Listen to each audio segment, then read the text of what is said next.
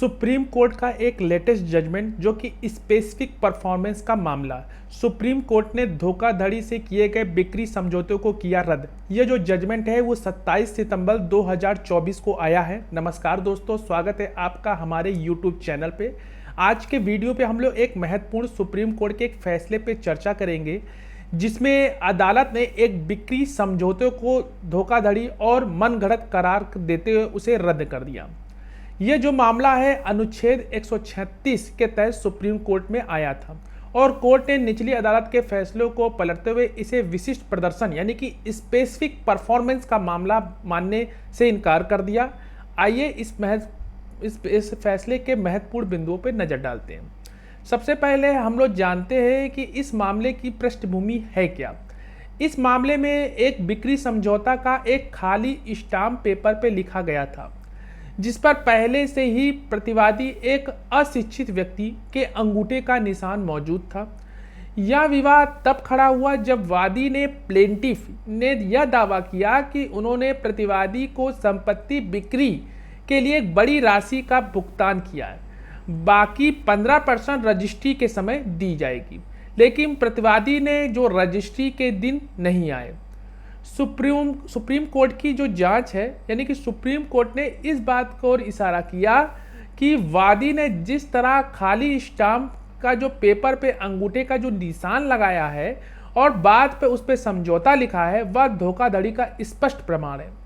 न्यायालय ने पाया कि समझौते के पहले 2 पृष्ठों पर ना तो किसी गवाह के हस्ताक्षर थे, ना ही प्रतिवादी का अंगूठा का निशान था।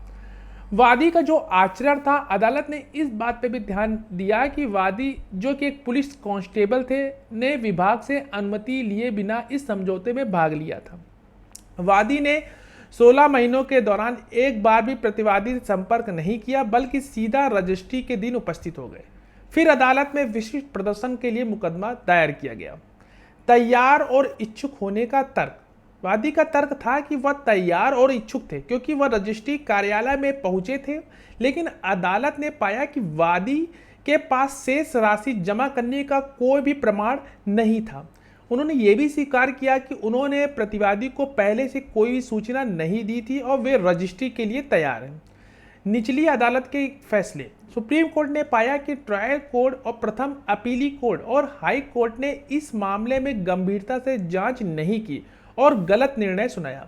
अदालत ने कहा कि ये फैसले जो है न्यायिक रूप से दोषपूर्ण थे और उन्हें बरकरार नहीं रखा जा सकता।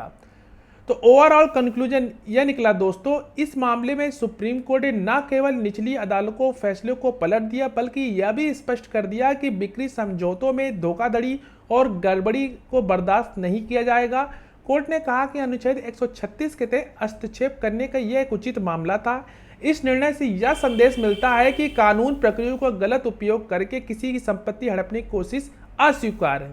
अगर आपको यह वीडियो जानकारीपूर्ण लगा हो तो कृपया लाइक करें, शेयर करें और ऐसे ही कानूनी मामलों पे अपडेट रहने के लिए हमारे चैनल को जरूर सब्सक्राइब करें। तब तक के लिए धन्यवाद।